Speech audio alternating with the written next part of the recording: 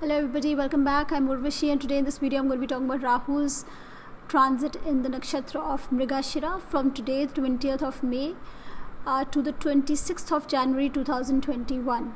Rahu is going to change its sign in September. On the 23rd of September Rahu moves into Taurus, but it still remains in Mrigashira, so the reading I'm talking about now is valid till January. Because part of this nakshatra is in Taurus and the other part is in Gemini. If you want to know more about nakshatras, do check out the list, the playlist that I am in the process of making on nakshatras. I've covered the first 8 ones. I've already talked about Mrigashira and Ardra. So this is a major shift in energy, Rahu moving from Ardra to Mrigashira. Ardra is Rahu's own nakshatra, and it's a very powerful nakshatra. Rahu is still very strong. Rahu is still in Gemini, and it will continue to be very strong even in Taurus. But the energy of Ardra is the energy of change, transformation. It's almost an energy of destruction. It gives somebody the power. It's almost like having a power in your hands where you have the guts to destroy something. And Rahu Ketu, we know, have had very, very close conjunctions. In fact, Ketu was very closely conjunct last year, most of last year with Saturn. There were other major conjunctions also there, so because of which we have seen a lot of transformation also in our lives. So Ardra is a difficult nakshatra, especially malefics like Rahu, when they're transiting there, do give us the power to bring about change, but change is never easy. It's always difficult, and it's a very strong, powerful energy, and but it also empowered us to bring about changes in our lives, and many of us would have done that. Mrigashira is a softer energy. Mrigashira is ruled by the planet Mars in the planetary cabinet, but the deities of Mrigashira are Soma, the moon god. You can check out the video that I've already made on this. I'm going to give the links below if you want to know more about nakshatras. And it's also ruled by Ma Parvati. So these are the two main deities of Mrigashira. Soma, the moon god, is all about healing, nourishment. The moon represents food. That is why it exalts in the sign of Taurus. And we know that the moon is fickle. The moon is always waxing and waning. Then Mrigashira, if you watch that video, I've talked about this nakshatra being related to a research or a search for something. People born in this nakshatra are constantly searching for something, so there is a lack of stability. There are always doubts, suspicions in the minds of these people. This nakshatra is connected to doubts, having suspicions about something, searching for something, looking for stability, being defensive, being on the back foot, not sharing everything. These are the basic themes of Mrigashira. Not being bad. It's a good nakshatra. It's just think about a deer. If you see a deer is alert. It is in hiding. It is ready to run. It is almost as if it's searching for something. It's restless. And because it is again ruled by the moon, moon is both sustenance, nourishment, so there is a lot of indulgence. This nakshatra is connected to indulgence, materialistic comforts, so that is the gist of this nakshatra. And having a tamasic planet like Rahu transit in this nakshatra is going to bring a huge search in our lives for comforts, for indulgence. We will all want to indulge more. So depending on where this is happening, if you are a Capricorn ascendant or you are an Aries or Taurus ascendant, then this could be a lot of indulgence in food, because for Aries right now this is the third house that Rahu is transiting, but later on it's going to move into your second house of food. So this could be an indulgence in food. Eating habits, could go wrong at this time. It will definitely bring about an instability in the area that it moves, because Mrigashira is a very, it's not a very, I won't say it's an unstable nakshatra. It's always in search of something. This nakshatra is about a constant search, a restlessness, like a deer. It's not very restful. It's restless. It's alert. and it's doubting, it has suspicions. So if this nakshatra, or if Rahu now transits your 7th house, if you're a Sagittarius ascendant, let's suppose, or it is connected to your 7th lord, then there could be some instability in relationships, there could be overindulgence in relationships. So depending on where this transit is happening, that is the kind of energy that this planet is going to take into that house, because of the energy of that particular nakshatra. Because Rahu itself is not a stable planet. Rahu is all about ups and downs in life. So, and this nakshatra is also, always looking for something. There's an endlessness of search. Like Ardra was connected to crying, to howling. Similarly, Mrigashira is connected to searching for something. So there is a restless energy, and Rahu is a restless planet. Rahu is an unstable planet. So instability and search and restlessness, indulgence, materialistic things, because Rahu is a very materialistic planet and this is a very materialistically bent nakshatra. So all these themes will be very prominent.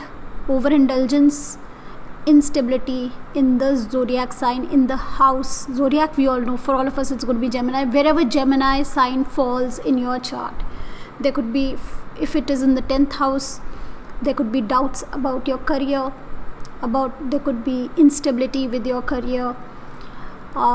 If it's the, like I said, the 2nd house or the 12th house, this could be a lot of expenditure on oneself. And if it's the 4th house, this instability or search could be for comfort. You would be striving to bring about comfort in life, and there could be some instability at home, instability in your relationship with your mother, and a constant search to bring out some peace and harmony at home. So that is the kind of a theme this transit has for us. But it is still better than Rahu in Ardra. It's better than having the capacity of bringing in destruction. Even though Rahu could have done great things in Ardra, it would have for many of us, depending on how it is in our chart, depending on the dashas that we are having. But if we see what is happening on the international level, it did bring about a lot of destruction. In Mrigashira, it is, like I said, instability and indulgence and a research, searching for something, searching for knowledge. So for this research that is happening nowadays, for the research in medicine, research for vaccines, for that it is very supportive. For getting restless, for getting ambitious, for materialistic gains, it is supportive. Overindulgence can get us in trouble, depending on the house that this is going into. Of course, if it's going into the 9th house, though Rahu is in MKS in the Maran Karka in the 9th house, so I wouldn't say that's the best of positions, but it could be great for knowledge. There could be a search for knowledge. And so that is the kind of an energy Rahu is going to be giving us all now for the next 8 months or so. So now I'm going to be talking about the nakshatras. I usually like to make a slide show for the nakshatra transits, but being short in time, I've not been able to do that. So I'm now going to be talking about all the nakshatras and the impact that this transit has. So from your moon nakshatra, you should see where this is going. So if your moon is in Mrigashira or Dhanishta or Chitra, then this is your Janam nakshatra that Rahu is transiting on. And if your moon is there, especially if you're a Mrigashira person, there's going to be a lot of confusion, because Rahu, the planet of confusion and illusion, is transiting on your Janam nakshatra. So especially for Mrigashira people, emotional ups and downs can be expected. Doubts and fears, especially related to your emotions and relationships, could be there. But even the other two nakshatras, I will not say it's a very positive transit. It's a mixed transit, but it will give you there could be major changes in your life. So even for Dhanishta and Chitra, there could be major changes, but especially for Mrigashira people, this could bring about a lot of confusion in your mind. Now I'm going to be talking about the moon ruled nakshatras. So this is Rohini, and this is Hasta and Shravan. So for these 3 nakshatras, this is going to be a good transit, very supportive for your materialistic efforts. So whatever efforts you're making, your business, whatever, this is going to be a supportive transit. Of course, to see the net results, you have to also see the transit of all the other planets. Then the sun ruled nakshatras. So for Kritika, Uttra Falguni and Uttra Bhadrapad, this is a Vipat Tara for you. So here Rahu is transiting in your in the nakshatra that can bring obstacles and hurdles for you. So this is not going to be a very, very supportive energy. So you guys need to gear up a little bit and plan your things better. Have a plan B for everything that you do, because you may come up with obstacles in whatever your current plans are.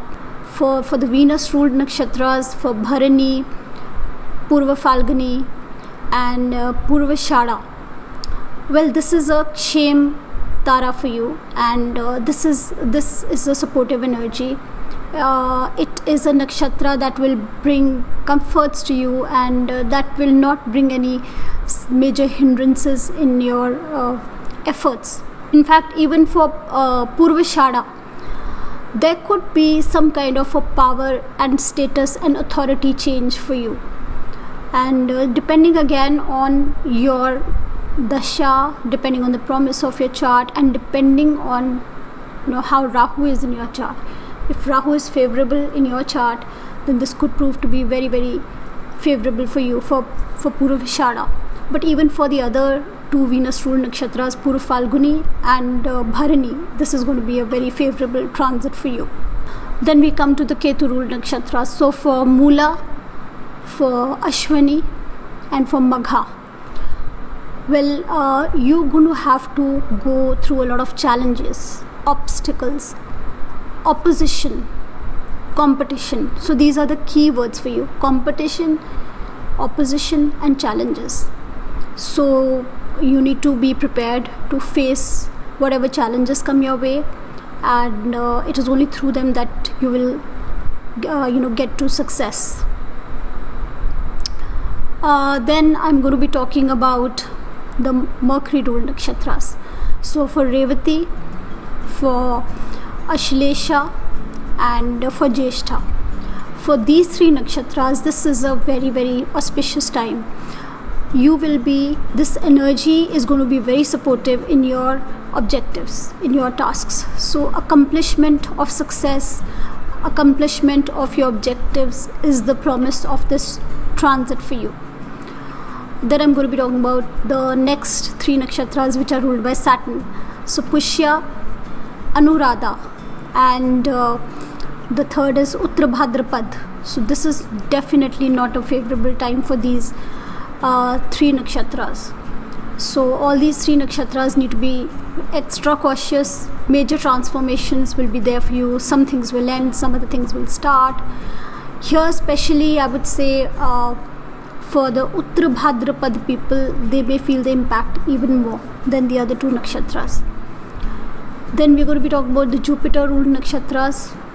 These are Vishakha and Punarvasu and Purvashada.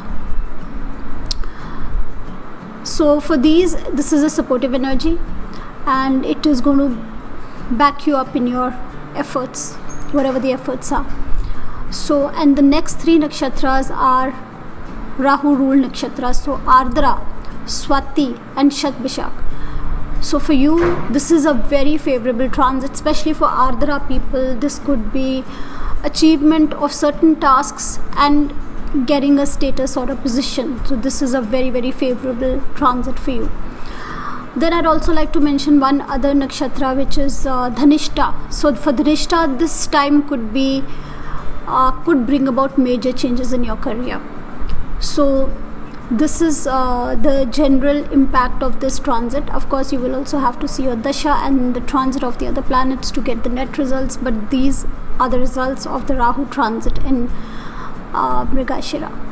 So I will see you in the next video. It's bye-bye for now.